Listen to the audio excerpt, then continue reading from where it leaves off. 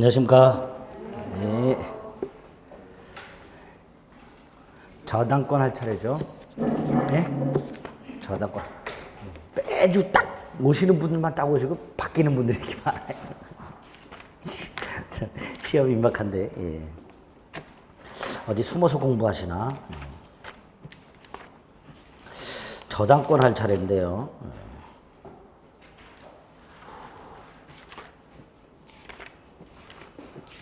문제가 너무 많아요. 저당권 문제가. 와, 한 50문제 되는 것 같아요. 저도 보다가 짜증이 나가지고 너무 많아서 저도 화가 나더라고요. 저도. 뭐 보다가 중복되는 지문들 나오거나 별로 이렇게 의미 없는 지문들은 빼고 중요한 것들만 딱. 원래 우리 저당권은 찍자 그랬어요. 그렇죠? 저는 찍자 그랬어요. 유치권 안 했다고요? 에이 설마 안 했어요? 아, 유치권도 안 했어요? 아이고, 그렇구나. 유치권도 해야 되겠네요. 유치권도 더럽게 많아요 문제가. 자, 하여튼 유치권하고 저당권하고 합쳐갖고 한 75문제가 그렇습니다. 아유, 살벌합니다. 일단 담보물권 후딱 보고요. 그다음에 계약 총론 앞부분 조금 보고 이렇게 좀. 근데 이제 담보물권은 좀 소홀히 해서는 안 돼요. 우리 지난 시간에 했던 용익물권은 지상권, 지역권 전체적으로 전세권까지 3개 합쳐갖고 정말 많이 나오면 3문제라고 그랬어요. 거기서는 2문제밖에 안 나와요. 보통. 예.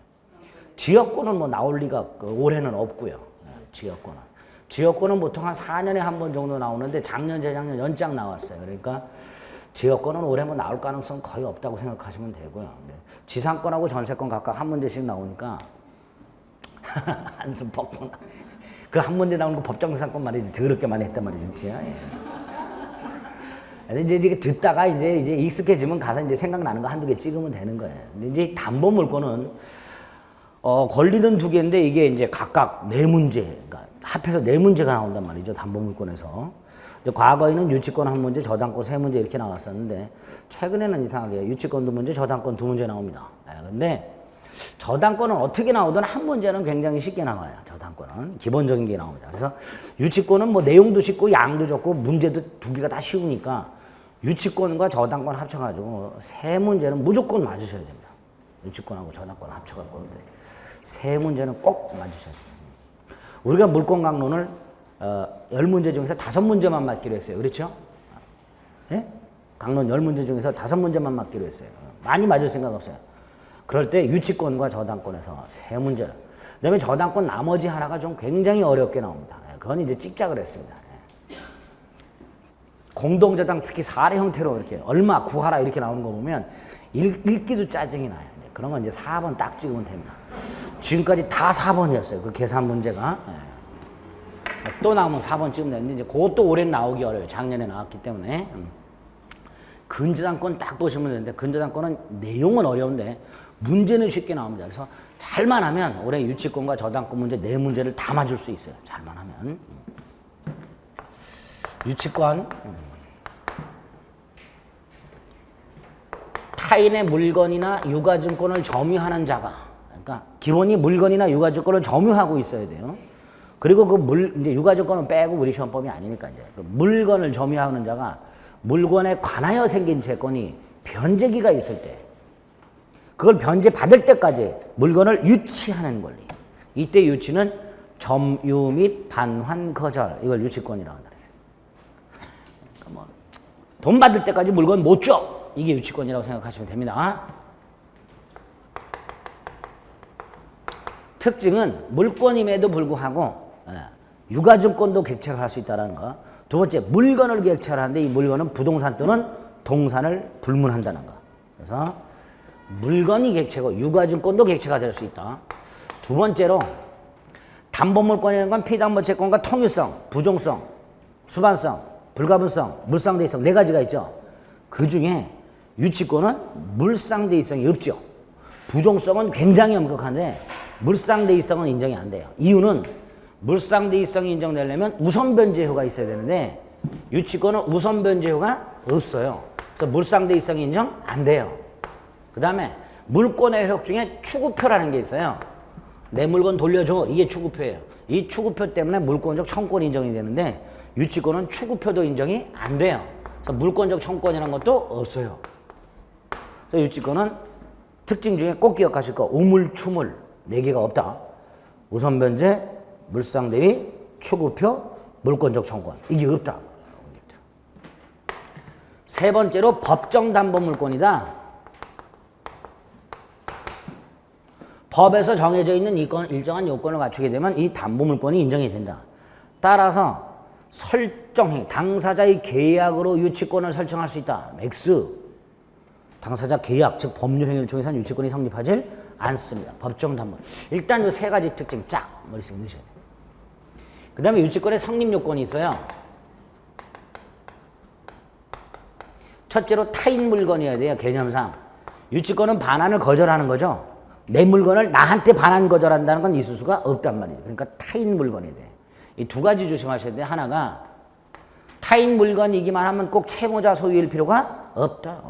제3자 소유도 상관없다. 즉 채무자와 소유자가 반드시 일치할 필요는 없다. 또 하나가 공사 대금에 터져봐 유치권을 행사할 때 건축업자가 수급인이고 수급인은 도급인의 건물을 유치해야 돼요. 그렇죠? 근데 수급인의 재료와 노력으로 신축한 건물은 수급인이 원시취득한다가 판례예요. 그러니까 건축업자인 수급인은 자신이 원시취득한 건물을 유치할 수가 없다. 수급인의 재료와 노력으로 신축을 했을 때 이때 수급인은 자신이 원시취득한 건물을 유치할 수가 없다. 그거 기억나시면 되고요. 이게 중요하죠. 채권이 물건에 관하여 생긴 채권인데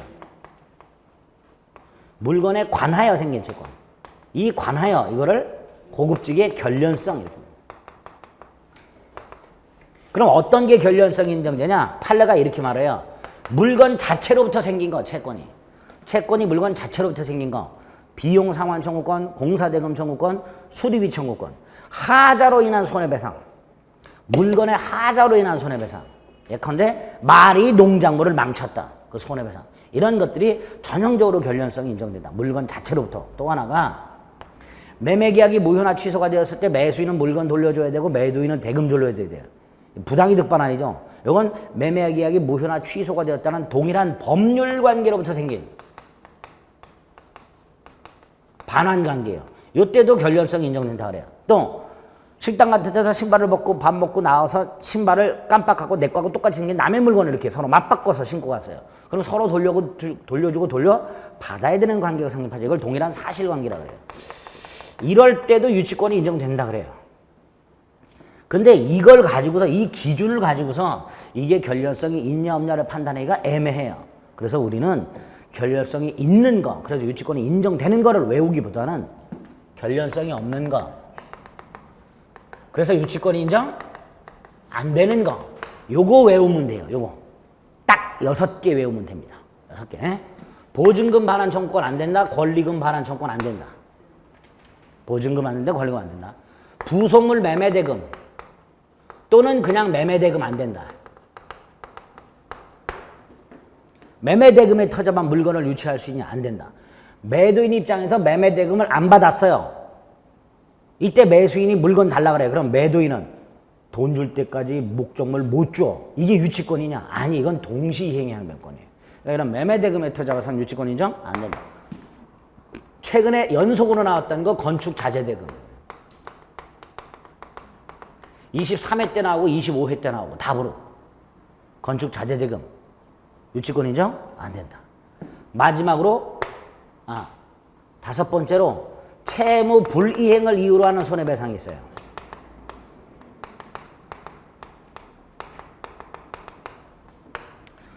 임대인은 임차인이 목적물을 사용 수익할 수 있도록 목적물에 대한 현상 유지 의무가 있습니다.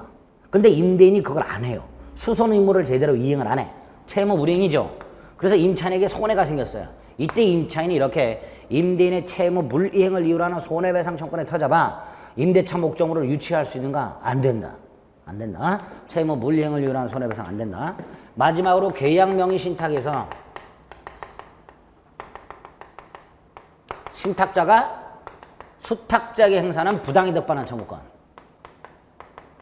요것도 안 된다. 안 되는 거 6개. 외우자. 유치권 인정 안 된다. 결련관계 인정 안 된다. 이렇게 말했어요. 딱. 이렇게 물건에 관하여 생긴 채권과 관련해서 이거 외워야 되고요. 또 하나가 물건과 채권과의 결연 관계는 필요하지만 물건, 점유와 채권 사이의 결연 관계는 필요 없다. 그 의미는 물건을 점유하고 나서 채권이 생기는 경우만 유치권이 인정되는 게 아니라 채권이 먼저 생기고 그 다음에 물건을 점유하는 경우에도 유치권이 인정된다. 이런 뜻입니다. 그래서 물건 점유와 채권과의 결연 관계는 필요 없다. 이렇게 말해요. 다만 요거와 관련해서 요때 유치권이 인정되잖아요. 그렇죠? 점유하고 나서 나중에 채권이 생기든 채권이 먼저 생기고 나중에 점유하든 어쨌든 요때 유치권이 생기는데 유치권이 생기기 전에 목적물에 대한 경매, 개시, 결정, 기입, 등기 부동산과 관련해서 경매가 개시됐다는 결정의 법원의 결정이 그 등기부에 등기가 되면 그 부동산은 압류가 되는 효력이 생겨요. 이렇게 경매 개시 결정 기입 등기에 터잡아 압류 효력이 생기고 난 다음에 그 다음에 유치권이 성립한 경우에는 원래 유치권자는 누구에 대해서도 자신의 유치권을 주장할 수 있고 설령 경매 절차의 매수인, 경락인을 말하죠. 그 사람한테도 유치권을 주장할 수 있어야 되는데 요 경우에는 주장을 못한다. 유치권은 인정되지만 요 경우에는 유치권을 인정은 되지만 주장할 수는 없다. 이렇게 딱 따로 기억하시고요. 세 번째 요건이 채권이 변제기 있어야 돼요. 다른 담보물권들은 변제기 도래가 실행요건입니다. 저당권 실행요건 이렇게 돼요. 그러나 유치권은 변제기 도래가 성립요건입니다. 요거 하나 기억하실 게 있죠. 우리 유익비 같은 거 법원을 통해서 상환기간을 허여받으면 유익비는 변제기가 도래하지 않은 거고 따라서 비용 중에서 유익비 터잡은 유치권을 저지시킬 수 있지요. 그거 떠올리시면 돼요.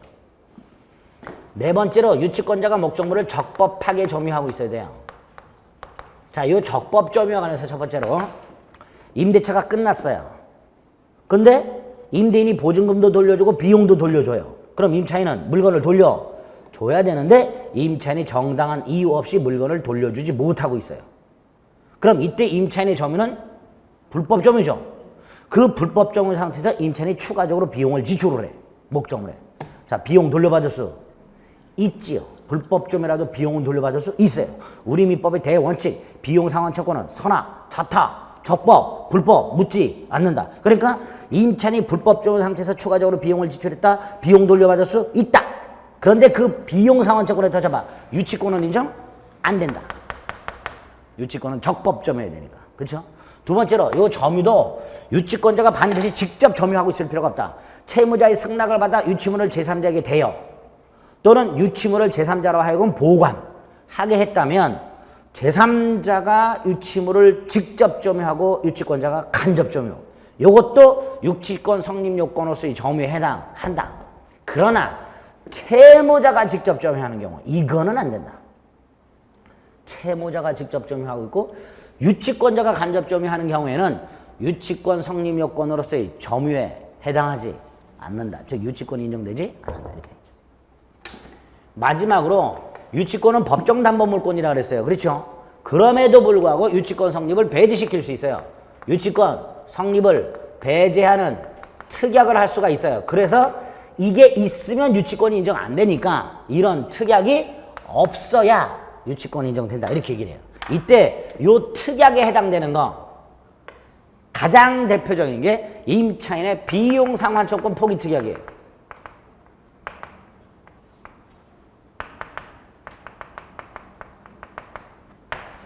임차인이 비용 상환 채권을 포기하기로 특약하게 되면 유효죠.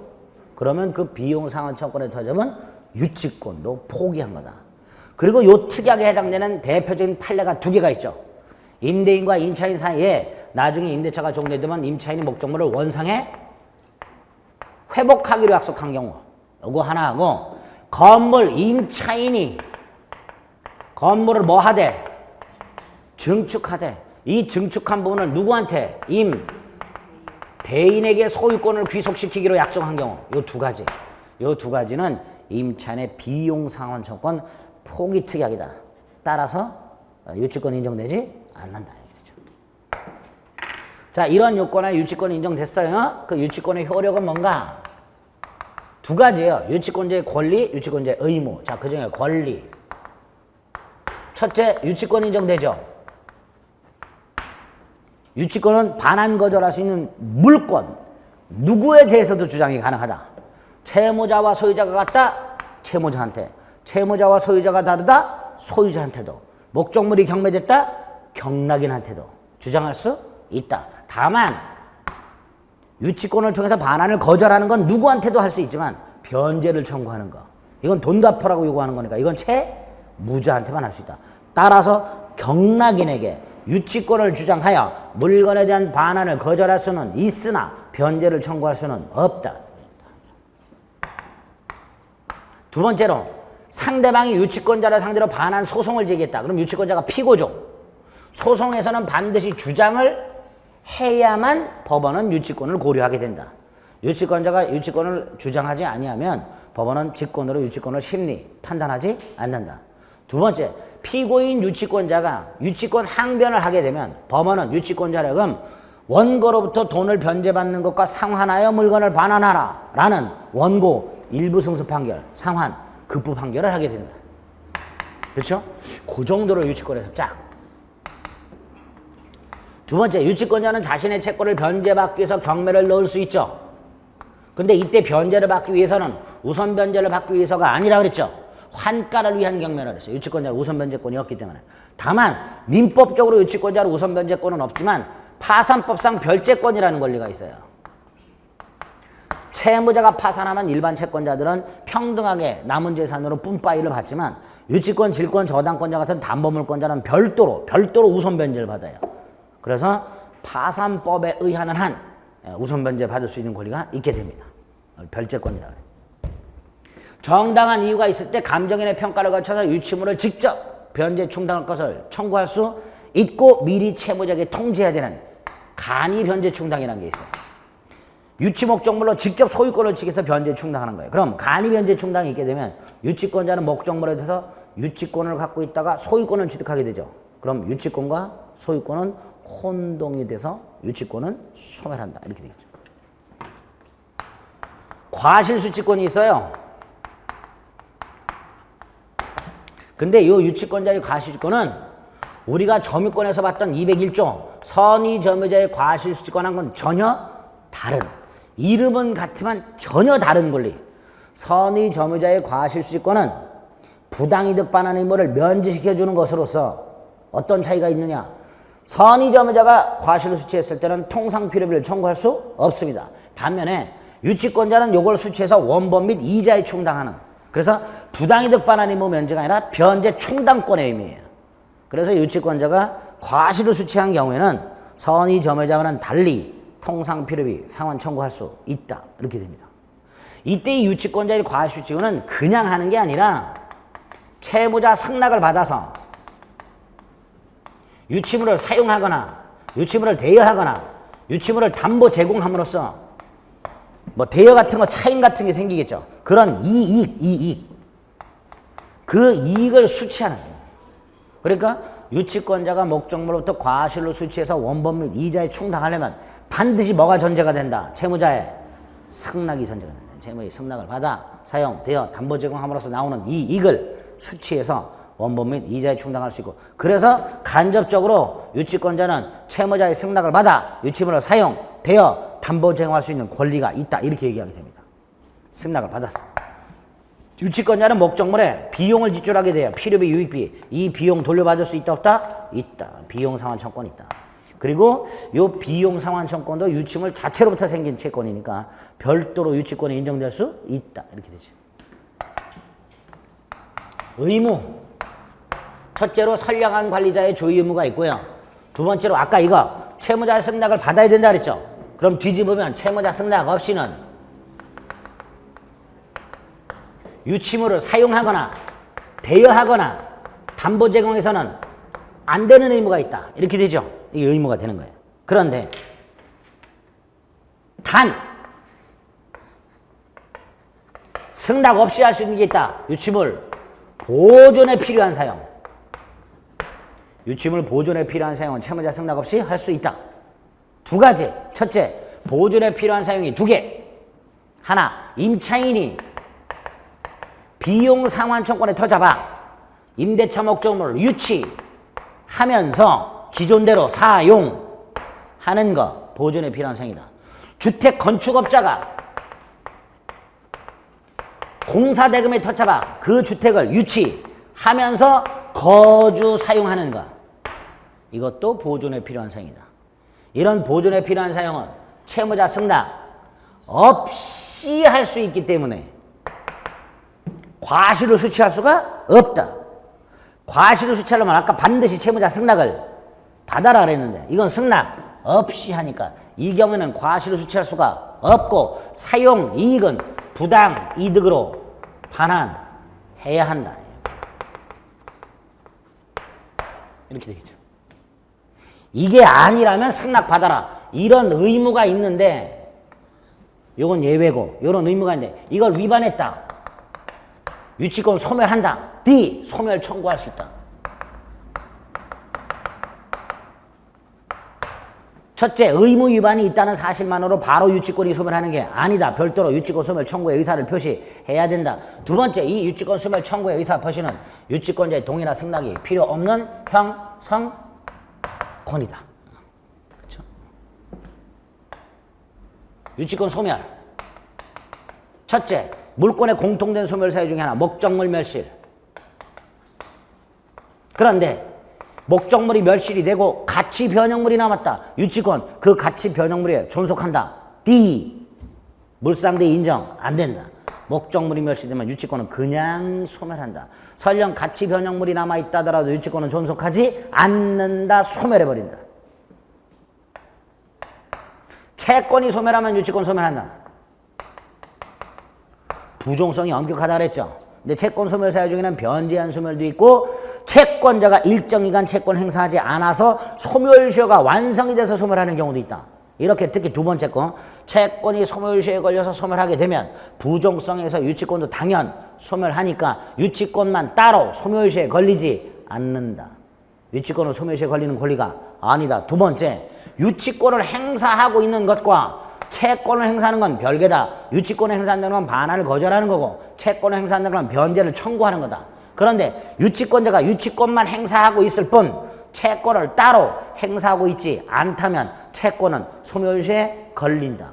326조. 유치권의 행사는 피담보 채권의 소멸시효 진행에 영향을 미치지 않는다. 그 의미 있다. 그렇죠?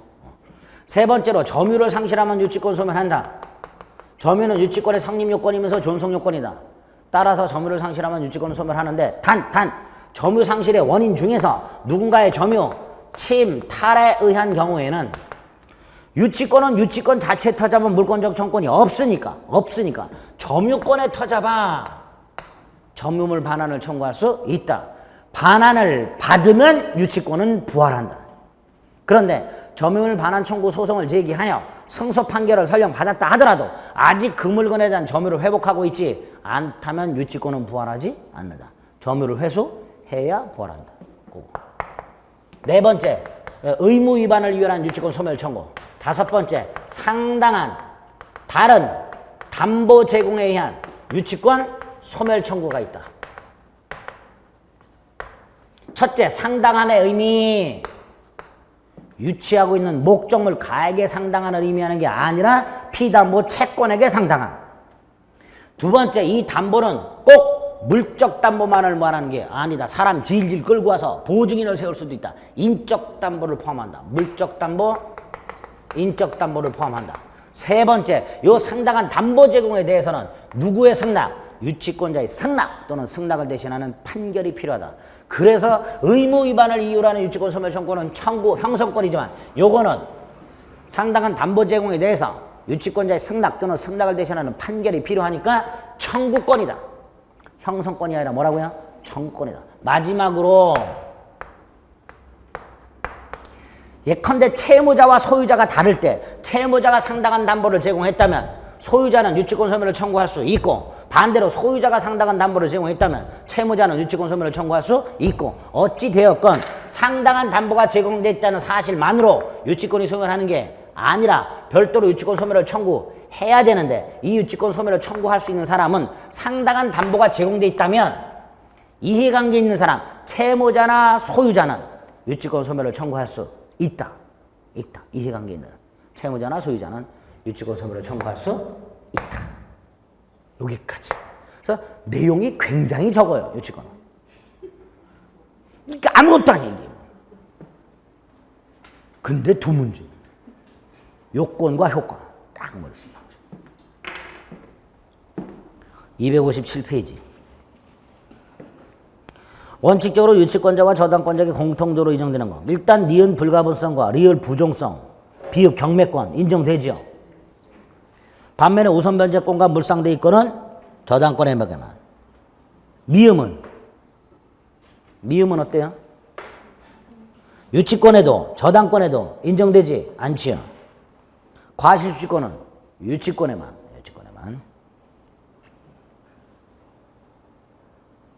밑에 해설에 미음 본권에 기한 물권적 청권 저당권은 있고 유치권은 없다. 이건 맞아요.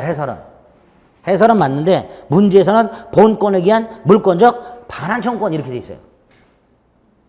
이 반환청권은 저당권자에게도 인정되지 않습니다. 아시겠죠? 그냥 물권적 청권은 저당권자에게 인정돼요. 그러나 물권적 반환청권은 저당권자에게 인정되지 않습니다. 2번 유치권 성립요건. 틀린 것을 골라라. 벌써 1번 결련관계, 2번 직간접점유, 불법행위가 아닌 거, 배제 특이하게 없을 거. 우리 요건 일단 5개 외우자 그랬어요. 그렇죠? 그거 외우면 되는 거예요. 4번이 틀렸죠. 점유와 동시에 발생. 아니죠. 점유하고 나서 채권이 생기든 채권 먼저 생기고 나중에 점유하든 유치권 인정된다니까 4번이 틀렸죠. 3번에 1번 제3자가 직접 점유, 유치권자가 간접 점유 괜찮다 그랬죠? 2번 본거. 3번 제3자 물건도 된다. 4번 채무자가 직접 점유 이거는 안 된다. 채무자가 직접 점유 이건 안 된다. 5번 건축 자재 이거 건축 자재 유치권 인정 안 돼. 답은 5번. 4번에 1번도 합의로 유치권 설정할 수 없다 그랬습니다. 유치권은 법정 담보물권이다 그랬습니다. 2번 점유를 침탈당한 유치권자가 점유 회수해서 즉 점유물 반환 청구 소송을 제기해서 승소를 했지만 아직 회복하기 전이야. 그럼 유치권 아직 부활하지 않는다. 3번은 건물 신축공사 수급에는 건물을 유치해야 되죠. 근데 건물로 볼 수 없는 정착물. 이 건물 아니니까 유치할 수 없다. 이렇게 되죠. 4번 계약명의신탁 부당이득 받는 청구 유치권 인정 안 돼. 근데 계약명의신탁이라서 덥석 물으시면 안 돼요. 부당이득 받는 청구까지 확인하셔야 돼요. 계약명의신탁에서 신탁자가 수탁자에게 행사하는 비용상환청권이 있어요. 그건 따로예요. 별게 따로 있어요. 그게. 부당이득 받는 청구까지 확인하셔야 돼요. 아시겠죠? 5번 물상대 인정 안 되고요. 자, 5번에 보니까 유치권과 동시 이행의 함유권이라고 되는데 간단히 생각해 보세요. 유치권은 물권. 그렇죠? 그 다음에 누구에 대해서도 주장 가능하다. 세 번째 내용은 딱 물건 반환 거절이다. 내용은 딱 물건 반환 거절이다. 반면에 항변권은 계약상 권능. 특정인에게만 주장할 수 있다. 거절할 수 있는 내용에는 아무런 제한이 없다. 그 다음에 개념적으로 유치권은 타인 물건 반환 거절이에요. 근데 항변권은 나의 채무 이행 거절입니다. 그렇죠? 근데 공통점은 있죠. 둘 다 소송상 주장해야 하면 법원은 고려하고 그걸 인정하면 원고 일부 승소 판결한다는 공통점은 있습니다. 또 하나 기억하실 거예요. 유치권과 항변권은 병존할 수 있다. 이런 경우 갑과 을이 매매를 했어요. 물건을 줬어요. 대금을 지급했어요. 그런데 이 매매가 무효나 취소가 됐어요. 그러면 을은 물건 돌려줘야 되죠. 갑은 대금 반환해야 되죠. 부당이득 반환이라고 부르죠. 동시이행 관계예요. 그럼 을의 입장에서는 돈 돌려받을 때까지 물건 반환을 거절할 수 있는 동시이행의 항변권이 있지요. 또 하나 법률행위가 무효 또는 취소됐으니까 뭐예요? 동일한 법률관계. 뭐라고요? 동일한 법률관계. 따라서 이때 을은 돈 돌려받을까지 물건 뭐 할 수 있다? 유치할 수 있다. 결국 매매계약이 무효나 취소되었을 때 매수인한테는 돈 반환과 관련해서 돈 돌려받는 것과 관련해서 물건에 대한 동시이행의 항변권 과 유치권 이 병존. 똑같은 거 아니냐? 아니라 했을까? 동시항변권은 누구한테만 주장할 수 있고 갑에게만. 유치권은 갑 이외에 제3자에게도 주장할 수 있다. 을은 이렇게 됩니다. 유치권 항변권은 병존이 가능합니다. 디귿 옳은 지문이죠. 기억에 보면 유치권은 점유를 요건으로 하지만 하항변권은 점유를 요건으로 하지 않습니다. 니은 유치권은 결련관계가 인정돼야 되고요. 디귿 서로 병존할 수 있고요. 리을 유치권은 독립한 물건, 하항변권은 계약상 권능에 불과하다. 채권의 권능에 불과하다. 그래서 기억을 빼고 나머지가 다 옳은 지문. 6번 결련성이 인정되는 거라고 돼 있죠. 예?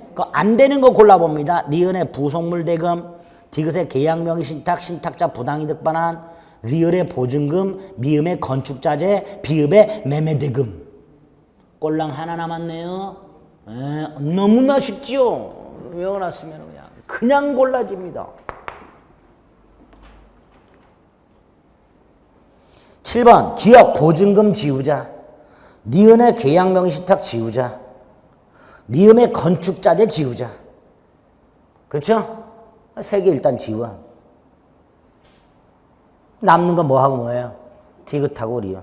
디귿은 뭐라고 써요? 경매 개시 결정 기입 등기 후에. 여기 보세요. 경매 개시 결정 기입 등기 후에 점유했어요. 유치권은 인정. 된다 되는데 매수인에게 주장 못한다. 가압류는 뭐 당연히 유치권 인정될 것이고요. 8번에 1번 유치권이 성립하는 경우 2번을 보세요. 신축 건물 소유권을 도급인에게 귀속시키려 했으니까 이 건물은 도급인 소유죠. 그럼 당연히 수급인은 공사대금을 받을 때까지 건물을 유치할 수 있다. 이렇게 되겠죠. 3번에 권리금, 4번에 보증금, 5번에 부속물 매매대금 안 될 것이고요. 1번은 전세권 소멸한 후에 전세권자가 증축. 불법점유죠. 불법점유니까 유치권 인정 안 된다. 비용은 혹 돌려받을 수 있겠지만 유치권은 인정 안 된다. 답은 2번. 9번에 1번은 아까 봤지. 공사수급인이 독립한 건물로 볼 수 없는 정착물. 유치권 인정 안 된다. 2번 점유는 성립요건이면서 동시에 전속요건. 3번 불법 폐기로 점유했다. 유치권 인정 안 된다. 4번은 유치권자가 유치물에 유익비를 지출하면 가액 증가가 현존한 경우에 지출액 또는 증가액 상환을 청구할 수 있는데 지출액을 청구할 것인지 증가액을 청구할 것인지 누가 선택하는 거예요? 상환해야 될 자가. 누가 상환해야 돼요? 유치물의 소유자. 선택은 유익비를 상환해야 될 사람이 선택하는 거예요. 점유자가 회복자에서는 회복자가, 전세권에서는 소유자가, 유치권에서도 소유자가. 그래서 유익비 상환 청구권에서는 지출액이냐 증가액이냐 이 선택을 누가 한다? 상환해야 될 사람. 소유자가 합니다. 소유자가. 5번은 보증금이니까 유치권 안 될 것이고요. 10번은 4번 안 되죠. 유치권 자체에 터잡은 물권적 청구권은 없다 그랬으니까. 11번에 기업 권리금 안 돼. 유치권 안 돼. 니은 유치권자 갑이 채무자 승낙 없이 임대. 그러면 채무자는 유치권 소멸을 청구할 수 있고 소멸하니까 임차인은 적법한 임차인이 아니어서 임차인은 자신의 임차권의 효력을 주장할 수가 없다. 이렇게 되죠. 이 물건 빌린 사람은 정당한 임차인이 아닌 거예요. 그렇죠? 임대인 동의 없이 목적물을 전대한 경우도 똑같잖아요. 마찬가지예요. 채무자 승낙 없이 물건을 빌려주면 임차인은 채무자에게 자신의 임차권을 주장할 수가 없다. 이렇게 되는 거예요. 디귿 건물 임차에 점유할 권한이 없음을 알면서 계속 점유, 불법 점유. 불법 점유죠. 비용 상환권은 인정되지만 유치권은 인정 안 된다. 리을 틀렸지요. 채권에 대해서 어떤 물건을 점유하기 전에 채권이 먼저 생겼어. 그 다음에 점유했어. 유치권 인정 된다. 12번에 1번 비용상환청권 목적물에 관하여 생긴 직권 즉 결렬성이 인정된다. 변제기도래 성립요건. 3번 피고의 육지권 한방을 인정하면 원고 일부 승소 판결 상환 이행 판결. 4번은 본거. 5번 틀렸죠. 법정담보물권이지만 포기할 수 있다. 13번은 이제 푸실 수 있을 거고요. 14번 동일한 물건에 대해서 건물에 대해서 서로 다른 사람이 저당권과 유치권을 각각 주장하고 있다. 1. 건물 점유는 유치권 성립권. 2번 보세요. 경매 개시 결정 기입 등기 후에 점유를 이전받았다. 유치권은 성립하지만 매수인에게 주장할 수는 없다 그랬죠. 근데 성립하지 않는다니까 틀렸죠. 성립은 해요. 네. 3번 보증금 안 된다 그랬고. 4번 경매 개시 기입 등기 전에 유치권을 취득했으니까 매수인에게 대항할 수 있다. 그래서 2번과 4번을 비교해서 머릿속에 넣으시면 돼요. 5번 유치권자 우선 변제권 인정 안 된다 그랬고요. 15번에 1번 건물 도급계약에서 건물을 완성한 수부인은 뭘 행사할 수 있는 거예요? 유치권. 뭐만 인정된다고요? 유치권.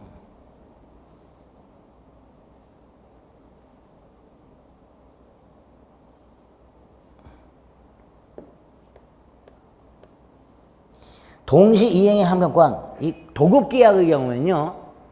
도급계약의 경우에는 일의 완성과 보수 지급이 동시행관계예요. 일의 완성과 보수 지급이 동시행관계예요.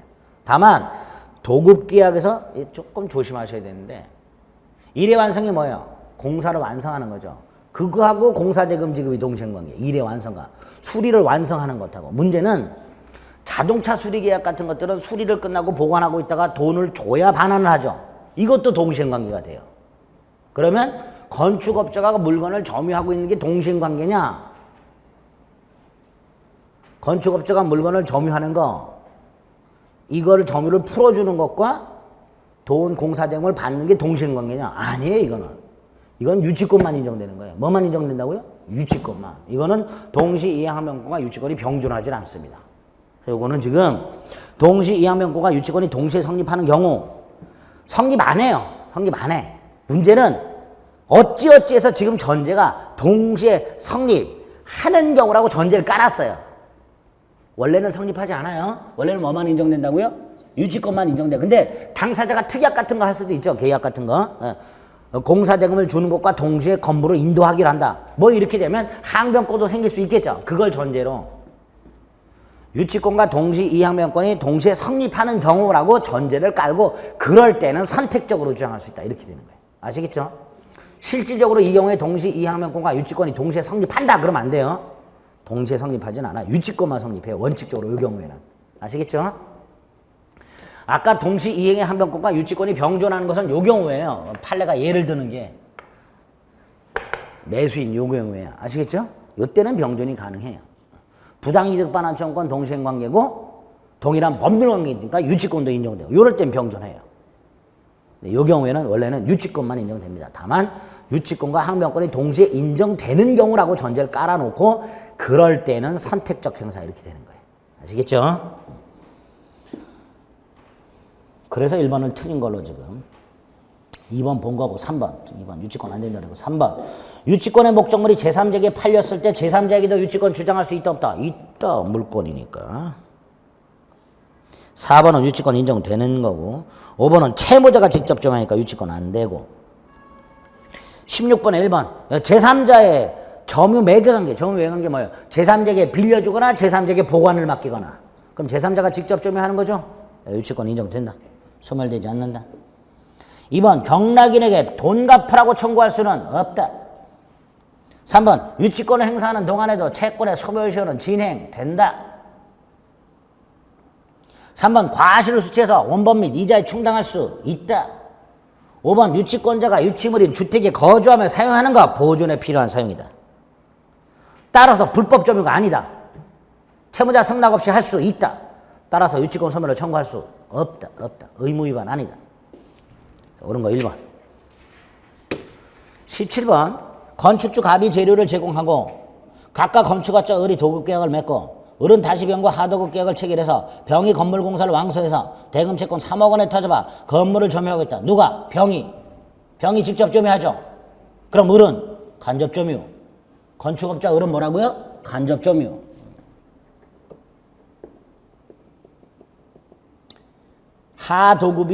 하수급인 병이 직접점유. 을이 간접점유. 그 다음에 갑소유 건물의 공사대금 채권 1억 원에 대해서 대금 채권자 을이 건물을 점유. 1번 가에서 대금 채권자 병은 3억 원 채권을 건축주 갑에게 변제 청구할 수 있다. 안 된다. 변제 청구는 안 되는 거예요. 돈 갚으라는 소리는 누구한테 해야 돼요? 예? 을에게 해야죠. 을과 계약을 했으니까. 병과 계약은 누가 했어요? 을과 했죠. 갑과 을이 계약했고 을이 병과 계약했으니까 돈 갚으라 소리는 병은 을에게 해야죠. 2번 가에서 공사대금 채권자 병은 공사대금 채무자인 을에게 유치권을 주장할 수 있으나 채무자 아닌 제3자 갑에게는 주장할 수 유치권은 누구에게나 주장이 가능하다. 을이 건물을 용역업체에게 점유관리를 맡기고 그럼 요놈이 또다시 직접 점유하는 거고 을은 간접 점유하는 거고 이렇게 되겠죠. 따라서 유치권은 소멸하지 않는다. 2번 X, 3번 X. 4번 나에서 을이 유치하는 건물을 건물주 갑의 승낙 없이 제3자에게 임대. 유치권은 소멸하지 아니한다. 않죠. 왜? 소멸 청구했다는 말 없잖아요. 이거 뭐야? 단순히 의무를 위반한 사실만 있죠. 의무 위반 사실만으로 유치권이 소멸하는 것은 아니다. 목적물이 경매됐다. 유치권자는 경락인에게 유치권을 주장할 수 있고 여기까지는 괜찮아. 근데 변제를 청구할 수는 없고. 옳은 거 4번.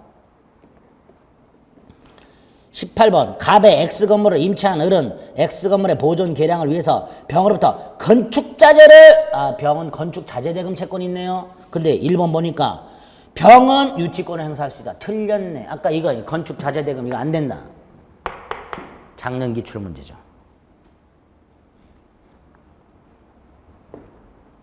19번 갑은 을소유 컴퓨터의 수리를 을에 받고 수리를 완성했는데 을이 수리대금을 지급하지 않는다. 갑은 유치하겠죠. 수리대금 유치권 인정됩니다. 기억 유치권자 갑이 제3자 정에게 기망당해서 컴퓨터를 정에게 인도 점유 상실했죠. 침탈 아니죠. 유치권 소멸. 니은 채무자 을을 직접 점유자로 유치권 성립하지 않는다. 디귿 갑이 을의 승낙 없이 컴퓨터를 사용 보존에 필요한 사용이란 말 없죠. 그러니까 소멸 청구할 수 있다. 리을 갑을 위해 컴퓨터를 보관 중인 직접 점유자인 병이 채무자 을에게 이를 반환하면 직접 점유자가 스스로 점유를 상실. 따라서 이건 점유 침탈이 아니다. 유치권은 소멸한다. 미음 제3자 을의 승낙 없이 컴퓨터를 임대하면 유치권 소멸한다. 아니다. 의무 위반 사실만으로는 유치권이 소멸하는 게 아니다. 비읍 갑이 컴퓨터를 유치하는 동안 수리대금 채권은 소멸시효는 진행하지 않는다. 진행한다. 따라서 틀린 거 니은 틀렸죠. 미음도 틀렸네요. 비읍도 틀렸고. 그렇죠? 20번 갑은 을의 건물을 보증금 1억 원에 3년간 임차했다. 자, 갑은 임차인. 갑은 을과 협의해서 건물을 수리한 후 수리비 1,000만 원은 종료 반환하기로 상환받기로 약정했다. 그러나 을은 임차기간이 만료됨에도 불구하고 보증금 및 수리비 반환을 거래하라고 있다. 자, 갑은요. 보증금 반환에 대해서는 동시 이행의 항변권을, 수리비에 대해서는 유치권을 이렇게 됐죠. 기억 보증금 반환 청권 유치권 주장할 수 없다. 니은 건물 수리비 채권으로 유치권 행사할 수 있다. 맞았죠? 그렇죠? 기억 5 니은 5 갑은 유치권자로서 건물에 거주하며 종전자로 사용할 수 있다. 보존에 필요한 사용. 5 리을 유치권자가 종전대로 건물을 사용했다. 불법 행위는 아니다. 그러나 부당이득은 반환해야 한다. 리을 X. 미음 만약에 을의 건물이 병에게 경락됐다. 갑은 병을 상대로 수리비 청구는 안 돼. 수리비 청구는 안 돼. 뭐는 돼? 유치권은 돼. 보증금은 안 돼. 항변권도 안 돼. 보증금 채권, 항변권 채권. 21번 갑은 자전거 수리인 을에게 자기 소유 고장난 자전거 수리를 부탁하고 수선대금을 지급하려는데 안 주고 있다. 그래서 을이 유치권을 행사한다. 1. 을이 자전거를 유치하고 있는 동안에도 수리비 채권의 소멸시효는 중단이 아니라 진행된다. 2번 자전거가 제3자 불법행위로 멸실됐다. 자, 불법행위로 멸실됐다. 멸실됐죠. 대신 뭐가 생겼어? 손해배상 청구권, 가치 변형물. 여기에 유치권 행사할 수 있다 없다? 없다. 물상대위 안 된다. 목적물이 멸실됐다. 손해배상 청구권, 보상금, 보험금과 마찬가지로 가치 변형물. 근데 유치권은 가치 변형물이에요. 물상대위 인정? 안 된다. 2번 X. 3번 을은 갑과 상의하여 자전거를 제3자에게 임대. 상의했으니까 갑의 승낙 받았겠죠. 그러면 된다 이거는. 우선 변제 받을 수 있다. 4번 갑이 수리비 3분의 1을 지불했다. 나머지가 남았다. 전부를 유치할 수 있다. 불가분성. 불가분성. 채권 일부가 남았다 하더라도 목적물 전부에 대해서 담보물권을 행사할 수 있다. 5번 제3자인 병이 갑으로부터 자전거를 양수하고 을에 대해서 자전거 인도를 청구한 경우 을은 병에게 자전거 반환을 거절할 수 있다. 유치권 거절할 수 있다 라고 해야죠. 옳은 거 3번. 22번에 보면요. 1순위 근저당, 2순위 근저당, C가 유치권 경매됐다. 유치권 남겨놓고 깡그리 소멸 그러면 되죠? 답은 2번. 근저당권은 모두 소멸하고 유치권은 인정되니까 C는 유치권에 터잡아 경매인 D에게 반환을 거부할 수 있다. 저당권은 순위와 상관없이 깡그리 소멸하죠? 답은 그거밖에 없어. 23번 유치권 소멸 사유가 아닌가. 혼동 아까 말씀드렸죠. 간이변제 충당에 의해서 유치권자가 목적물에 대한 소유권을 취득하면 혼동해서 유치권을 소멸. 2번 점유상실 일단 유치권 소멸. 3번 목적물 멸실 일단 소멸. 5번 변제 채권 소멸 부종성에서 유치권 소멸. 그러나 4번 제3자에게 임대 의무 위반이죠. 단순히 의무 위반 사실만으로 소멸하지 않는다. 근데 이렇게 나와도 소멸하는 것은 이렇게 아니고 소멸 사유라고 물어봤기 때문에 이거 소멸 사유 될 수 있어요. 이렇게 나오면 이의 신청하면 이거 답 인정해 줍니다. 4번도. 예? 직접적인 소멸 사유는 아니지만 소멸 청구 사유죠. 그래서 소멸될 수 있어요. 그래서 원래 이 문제는 기출됐을 때 4번이 뭐라고 나왔냐면 제3자에게 보관을 맡긴 경우 이렇게 나왔어요. 유치물은. 이 4번이 이렇게 나오진 않고 제3자에게 보관을 맡긴 경우. 보관 맡겼으니까 유치권자가 간접 점유, 제3자가 직접 점유니까 유치권 소멸하지 않죠. 그렇게 출제가 됐었던 문제입니다. 다른 자격증에서 그렇게 나왔던 건데 4번을 바꾸신 것 같아요. 근데 바꿨는데 4번도 직접적인 유치권 소멸 사유는 아니지만 소멸 사유가 될 수가 있어요. 오른쪽 해설을 보면 4번에 유치권자가 점유를 제3자에게 맡겼다라고 돼 있죠. 그러니까 과거 기출됐던 그 지문 해설이에요. 해설 자체가. 무슨 말인지 아시겠죠? 네, 그렇게 이해하시면 돼요. 유치권 끝났습니다. 좀 쉬었다 저당권 보겠습니다.